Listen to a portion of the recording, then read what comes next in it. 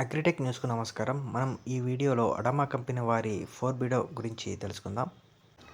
దీనిని మనం నాటు వేసిన 15-20 రోజుల్లోపు చల్లుకోవాల్సి ఉంటుంది.